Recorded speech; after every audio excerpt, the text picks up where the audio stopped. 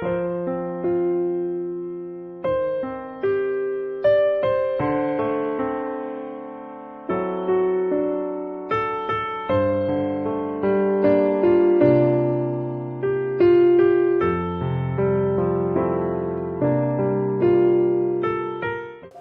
우리 이 시간에 함께 기도할 때는 오늘 기도의 제목은 하나님의 말씀이 위대한 줄로 믿습니다. 사람의 생각이나 사람의 계획이 위대한 것이 아니고 하나님의 뜻이 중요하고 하나님의 말씀이 중요한 줄로 믿습니다. 사람이 아무리 계획할지라도 그 걸음을 인도하시는 이는 여호와시라고 분명히 성경은 얘기하고 있습니다. 우리 시간에 기도할 때 주여 나의 뜻이 아니라 주의 뜻을 분별하며 주의 뜻대로 살게 하여 주옵소서. 우리 이 기도 제목 놓고 다 같이 한번 기도하겠습니다. 하나님 아버지, 사람도 그렇고 아버지 하나님 공동체도 그렇고 교회도 그렇습니다.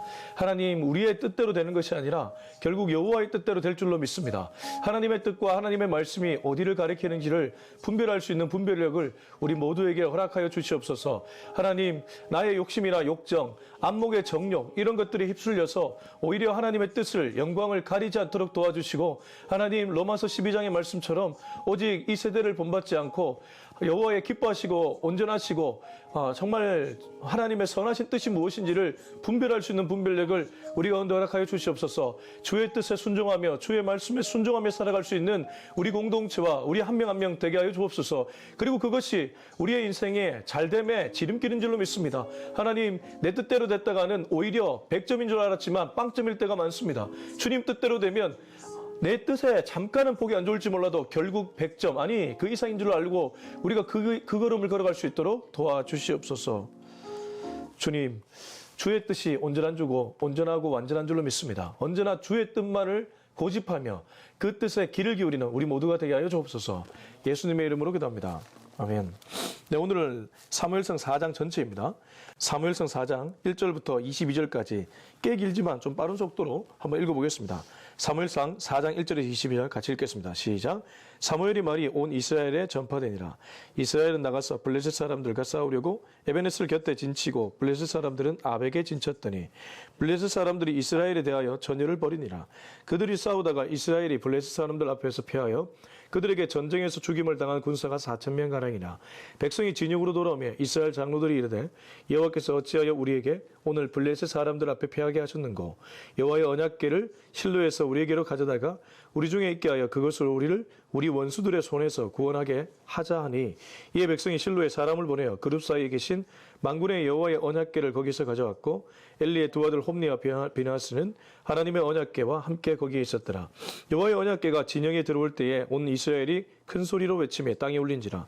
블레셋 사람이 그 외치는 소리를 듣고 이르되 히브리 진영에서 큰 소리로 외침은 어찌 됨이냐 하다가 여호와의 궤가 진영에 들어온 줄을 깨달은지라.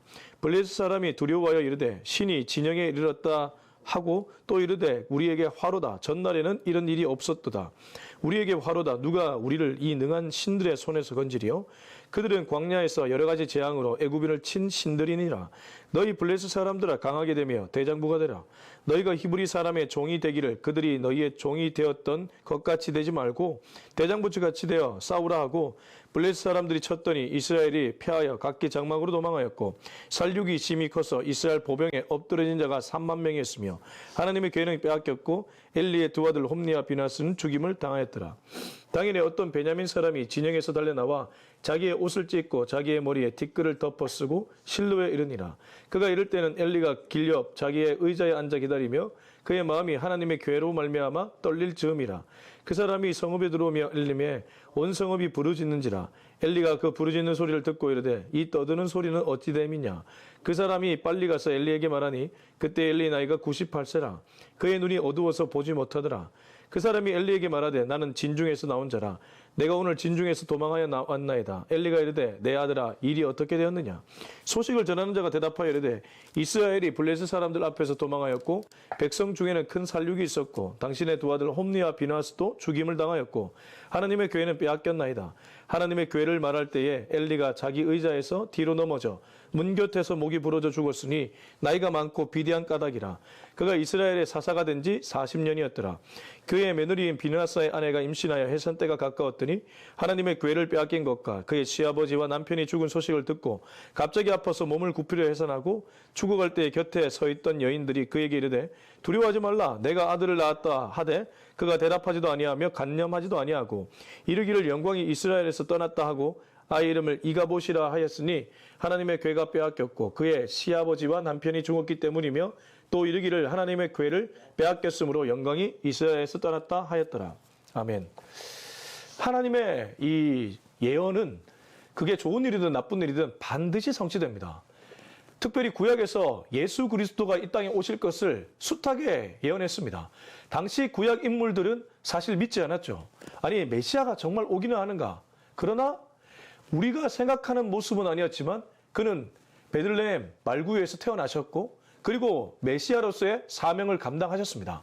무슨 말입니까? 결국 하나님의 예언은 반드시 이루어진다는 것이죠. 한 구절의 말씀도 땅에 떨어지지 않는다는 오늘 사무엘상 3장 20절인가요? 19절. 오늘 읽지는 않았지만 우리가 어제 나누었던 말씀 3장 19절에 보면 사무엘이 자라매 여호와께서 그와 함께 계셔서 그의 말이 하나도 땅에 떨어지지 않게 하시니 사무엘의 말이 하나도 땅에 떨어지지 않았다는 것은 하나님의 말씀, 사무엘은 선지자, 제사장으로서 역할을 감당했기 때문에 하나님의 말씀이 땅에 떨어지지 않았다는 것을 의미합니다.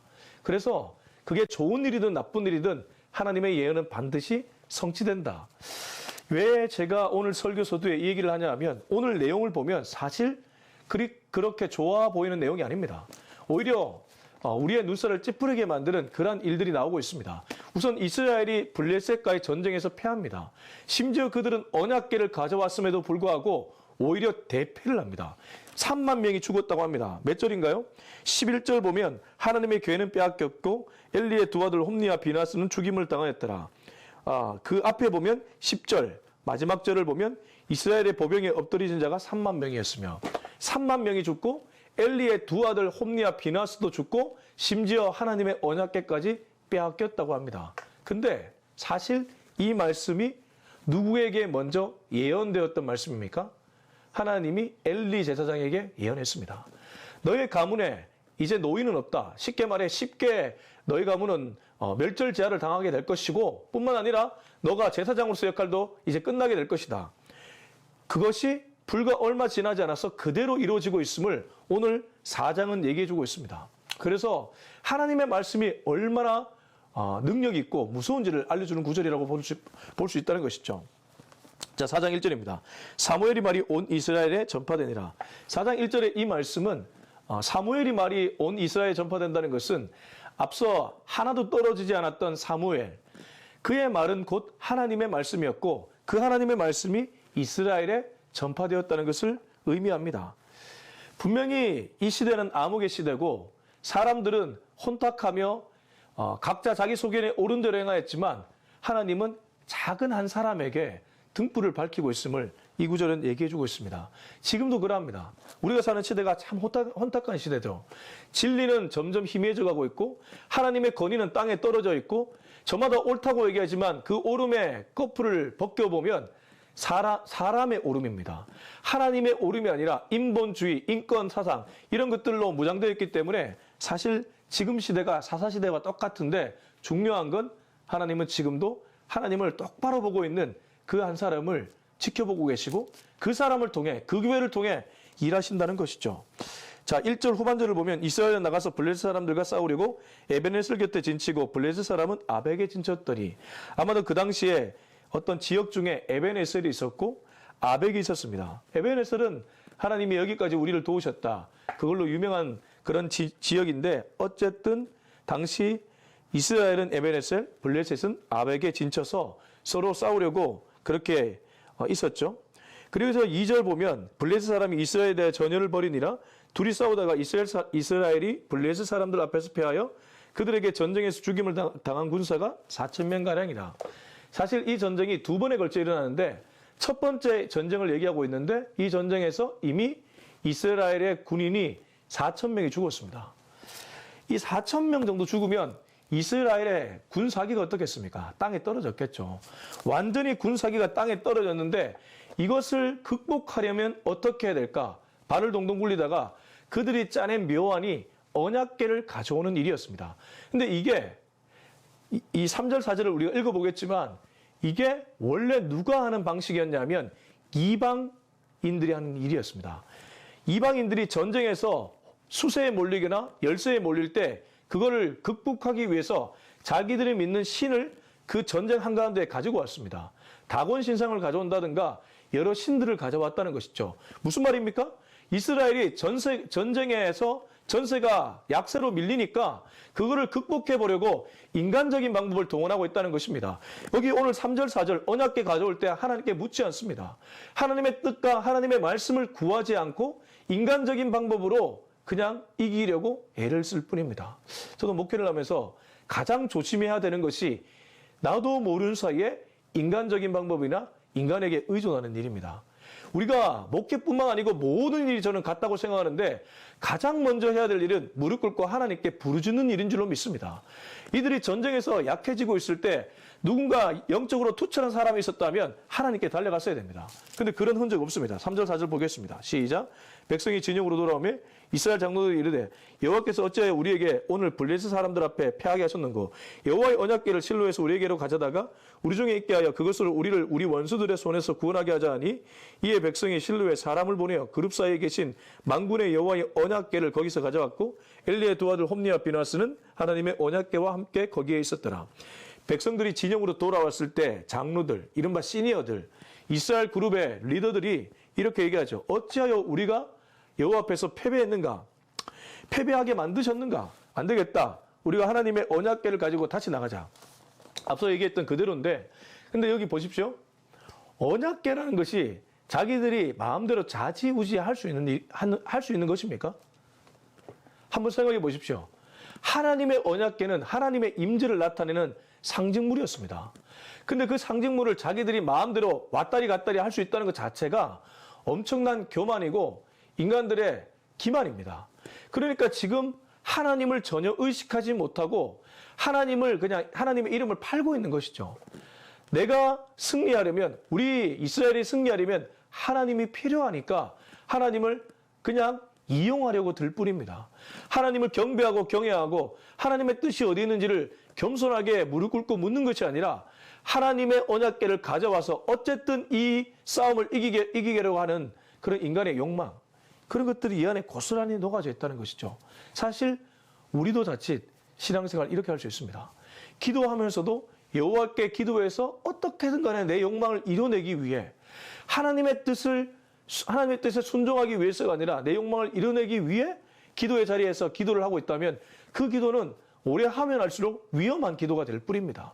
여호와 이름을 파는 기도가 될 뿐입니다. 오히려 그것이 아니라 1시간을 기도하든 2시간을 기도하든 하나님 지금 내게 맞닥뜨린 이 상황을 어떻게 해결해야 될지 나를 좀 알려주시고 나를 좀 깨우쳐 주십시오.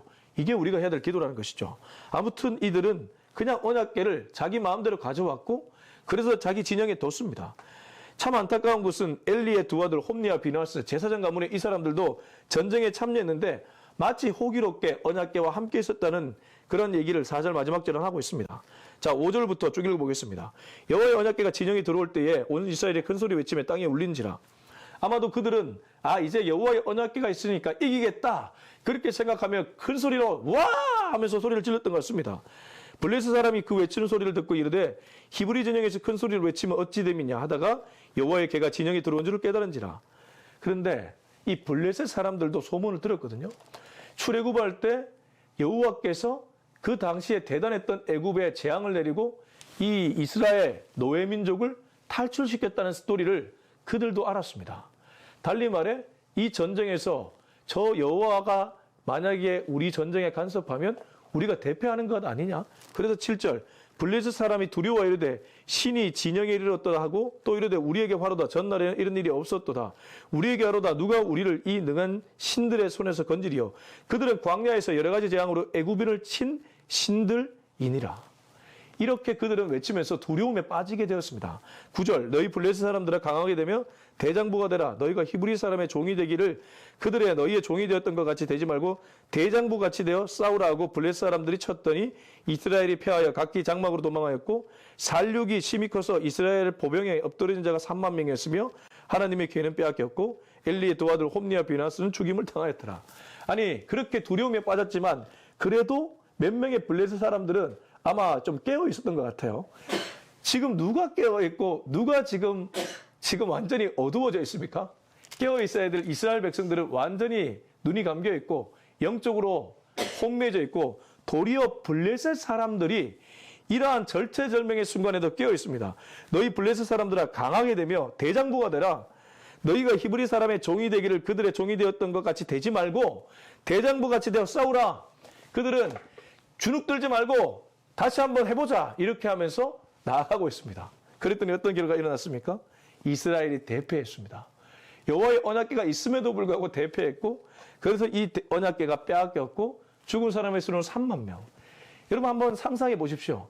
3만 명이 칼에 쓰러져 죽어 있는 모습을 그려보십시오. 이스라엘이 완전히 지옥 구덩이에 들어갔습니다. 사륙의 현장이고 어둠의 그림자가 덮었습니다. 하나님의 말씀 엘리 가문에 했던 그대로 이루어지고 있지만 너무 안타까운 장면이라는 것이죠. 그 중에 아무도 깨어있지 못했고 진짜 여호와를 앙망하지 못했습니다. 아무튼 그래서 하나님의 계도 빼앗겼고 3만 명이 죽었고 더 중요한 건 엘리의 두 아들 홈리와 비나스 제사장 가문에 승계해야 되는 이 대를 이어야 되는 두 아들이 죽어버렸습니다. 하나님의 말씀이 이루어진 것이죠. 자 그리고 12절부터 18절은 드디어 엘리의 죽음을 그리고 있습니다. 우리 연달아 한번 읽어볼까요? 시작. 당일에 어떤 베냐민 사람이 진영에서 달려와 자기의 옷을 찢고 자기의 머리에 티끌을 덮어쓰고 실로에 이르니라. 그가 이럴 때에는 엘리가 길리 옆 자기의 의자에 앉아 기다리며 그의 마음이 하나님의 괴로 말미암아 떨릴 즈음이라. 그 사람이 성읍에 들어오며 알림에 온 성읍이 부르짖는지라. 자 우선 여기까지 읽을까요? 여기서 나오는 내용을 잘 보시면 아마도 당일에 베냐민 사람 한 명이 그 진영에서 빠져나온 것 같습니다. 목숨을 건졌다는 것이죠. 그리고 자기 옷을 찢으며 머리에 티끌을 덮어쓰고 실로에 이르렀습니다.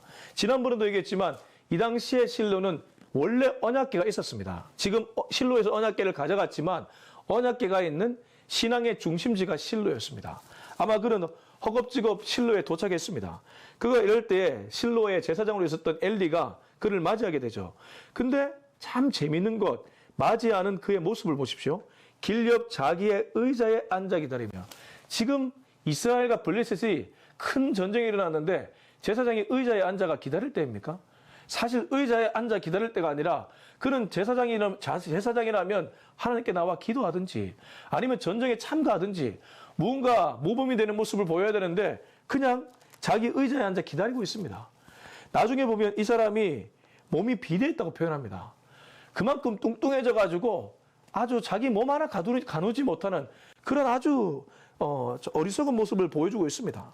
자, 그리고 나서 이제 그가 이 의자에 앉아 기다릴 때 그의 마음이 하나님의 괴로 말미암아 떨릴 쯤이라. 이 무슨 말이냐면 괴가 떠나갔고 빼앗겼다는 소식을 자기도 모르게 직감했던 것 같습니다.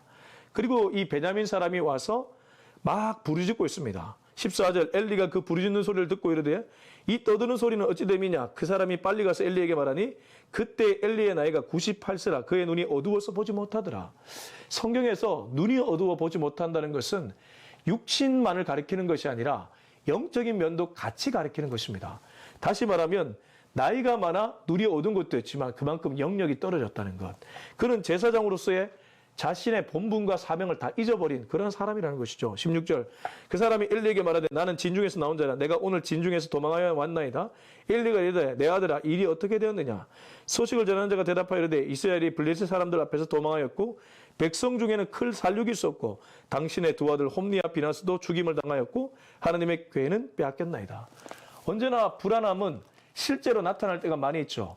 엘리도 그래도 마지막에 남아있는 그 제사장으로서의 육감, 직감 이런 것들이 있어서 떨고 있었는데 그대로 그 베냐민 사람의 보고를 듣고 아 진짜 그렇게 됐구나. 그리고 18절 우리가 잘 아는 말씀이죠. 다 같이 한번 읽어보겠습니다. 시작. 하나님의 궤를 말할 때 엘리가 자기 의자에서 뒤로 넘어져 문 곁에서 목이 부러져 죽었으니 나이가 많고 비대한 까닭이라. 그가 이스라엘의 사사가 된 지 40년이었더라. 그렇게 얘기하고 그는 갑자기 뒤로 넘어져서 목이 꺾어져서 그렇게 죽어버렸습니다. 목이 부러져 죽었다고 표현하고 있죠. 근데 그 죽은 후에 그의 또 다른 수식은 나이가 많고 비대했다. 왜 이런 얘기를 하겠습니까? 그만큼 자기 몸만 축내고 자기 자식들만 배불리고 이스라엘에 대해서는 전혀 신경 쓰지 못했고 그런 사람이 사사로서 40년 동안 통치했다는 것을 기록하고 있습니다. 아마도 그 당시에 이 엘리라는 사람이 사사 겸 제사장이었던 것 같습니다. 그러니까 지도자로서의 전혀 모범스러운 모습을 보여주지 못하고 완전히 지금 그냥 어리석은 면만 계속 보여주고 있습니다. 참 이런 것을 보면 지금도 지도자가 얼마나 중요한지를 알 수 있습니다. 여러분 왜 지도자를 위해 기도해야 됩니까? 나라의 지도자, 교회의 지도자, 교회의 리더십, 나라의 리더십을 위해 왜 기도해야 됩니까? 그들이 만약에 분별하지 못하고 그들의 눈이 어두워지면 그들의 선택 한 번으로 민족 전체가 이러한 악영향을 받을 수 있기 때문입니다. 지금 보십시오. 이스라엘 사람이 3만 4천 명이 죽어나갔습니다. 여호와의 언약궤는 블레셋 사람들에게 빼앗겼습니다. 근데 지금 그는 뭐 하고 있습니까? 의자에 앉아서 그냥 몸만 비대해져서 두룩두룩 살만 쪄가지고 이러고 있습니다. 그리고 뒤로 넘어져서 목이 부러져 죽고 있습니다. 이런 모습이 지도자의 모습이라면 그 나라의 말로는 뻔하다는 것이죠. 자, 이제 19절로 해서 22절 읽고 마무리하겠습니다. 시작. 그의 며느리인 비나하스의 아내가 임신하여 해산 때가 가까웠더니 하나님의 궤를 빼앗긴 것과 그의 시아버지와 남편이 죽은 소식을 듣고 갑자기 아파서 몸을 부풀려 해산하고 죽어갈 때 곁에 서 있던 여인들이 그에게 이르되 두려워하지 말라 내가 아들을 낳았다 하되 그가 대답하지도 아니하며 관념하지도 아니하고 이르기를 영광이 이스라엘에서 떠났다 하고 아이 이름을 이가봇이라 하였으니 하나님의 궤가 빼앗겼고 그의 시아버지와 남편이 죽었기 때문이며 또 이 일을 하나님의 궤를 빼앗겼으므로 영광이 이스라엘에서 떠났다 하였더라. 아마도 비느하스의 아내는 이름은 나오지 않지만 임신했던 것 같고 해산날이 가까워졌던 것 같습니다. 문제는 이 소식, 남편과 이스라엘 군인들이 죽었다는 소식, 그리고 시아버지가 죽었다는 소식을 딱 들으니까 자기도 완전히 지금 조산기가 와버린 거예요. 그리고 조산하면서 이 사람도 죽음을 코앞에 두게 되었습니다. 그리고 나서 아이를 낳게 되는데 이 아이의 이름을 이가봇이라고 이름 지으며 자기는 떠나게 됩니다. 근데 이가봇이란 이 이름에 담긴 뜻이 무엇입니까? 하나님의 궤가 빼앗겼고 시아버지와 남편이 죽었기 때문이라고 하는데 그 21절 앞에 보면 영광이 이스라엘에서 떠났다. 쉽게 말해 촛대가 옮겨졌다는 것을 얘기합니다. 엘리라는 비대한 사사, 자기의 배만 채우는 사사, 영분별력을 완전히 잃어버린 사사, 그리고 그의 두 아들 간음이나 하면서 공동체와 이스라엘을 걱정하는 것이 아니라 자기의 안위만을 생각하는 그 두 아들, 그러해서 지금 자신의 아내까지 죽고 있습니다. 비나스는 자기 아내까지 죽고 있는데 그 이름을 이가봇이라며 지으면서 죽고 있는데 결국 하나님의 촛대가 옮겨졌다고 얘기하며 사장은 마무리되고 있습니다. 여러분, 하나님은 사실 하나님을 찾으면 촛대를 옮기지 않습니다. 그러나 마음이 비대해지고 생각이 교만해져서 하나님을 떠나면 아무도 모르는 사이에 촛대가 옮겨져 갑니다. 그리고 촛대가 옮겨져 가면 점점 사람들은 빠져나가고 그 자리에는 아무도 없게 되는 그런 엄청난 그런 말로를 경험하게 됩니다. 교회도 그렇고 나라도 그렇고 우리가 살아가는 모든 삶의 현장도 그렇습니다. 바라기는 우리가 여호와 앞에 똑바로 서 있어서 정말 주님의 영광이 떠나가지 않게 해달라고, 촛대가 떠나가지 않게 해달라고 그렇게 몸부림칠 수 있는 오늘 하루가 될 수 있기를 예수님의 이름으로 축원합니다. 기도하겠습니다. 이 시간 기도할 때 주여, 정말 나이가 들고 세월을 거듭해도 주님 앞에 이 신앙만큼은 순수할 수 있기를 원합니다. 하나님, 돈이 많아지고 지위가 높아져서 신앙마저 순수함이 아니라 오히려 그 지위만큼이나 교만해져 가서는 안 될 줄로 믿습니다. 주님 앞에서의 헝그리 정신을 갖고 정말 순수하게 주님만을 올곧게 외칠 수 있는 우리 모두가 되게 하시고 우리 더 바이블 처치가 되게 하여 주옵소서. 우리 다 같이 한번 기도하겠습니다. 하나님 아버지, 이 시간에 주님 앞에 나와 간절하게 부르짖습니다. 주님, 이가봇이란 이름을 지으며 애타게 자기 아들을 바라보며 죽어가는 이 비나스의 아내를 보면서 참 많은 것을 생각하게 됩니다. 주여, 지금 이스라엘의 영광이 떠나갔습니다. 엘리라는 잘못된 제사장 때문에, 사사 때문에 두 아들 비나스와 홈리도 영향을 받았고 그들의 또한 잘못된 결정 때문에 하나님의 언약궤까지 빼앗기게 되었습니다. 이스라엘의 장로들은 완전히 생각이 딴 데가 있었고 그들은 오히려 하나님의 영광을 위해 살아가는 것이 아니라 자기들의 전쟁 승리를 위해 하나님을 이용할 뿐이었습니다. 주님, 지금도 한국교회에 그런 일들이 일어날 수 있는 줄로 믿습니다. 아니, 우리 더바이블 처치가 그렇게 될까 봐 두렵습니다. 제가 제 이름을 구하고 제 영광을 구하지 않도록 도와주시고 오직 하나님의 영광, 하나님의 뜻을 구하는 우리 교회가 되게 하여 주시옵소서. 우리 한 명 한 명이 그러한 신앙인으로 완전히 무장될 수 있기를 원합니다. 주님 앞에서 올곧은 신앙인으로 나갈 수 있도록 도와주시고 이 세대의 풍조를 영향받지 않으며 오히려 하나님의 말씀에 영향을 받으며 주의 한 구절의 말씀을 지키기 위해 몸부림칠 수 있는 우리 모두가 되게 하여 주시옵소서. 이제는 우리 주 예수 그리스도의 은혜와 하나님의 사랑과 성령의 위로교통 충만하심의 그 놀라운 역사가 이가봇이라는 이름을 평생 듣지 않으며 하나님의 영광, 하나님의 촛대가 옮겨져 가는 것을 가장 두려워하며 오히려 한 구절의 말씀이라도 그대로 지키기를 다짐하고 다짐하는 우리 모두의 머리 위에 지금부터 영원토록 함께 하기를 간절히 축원하옵나이다. 아멘.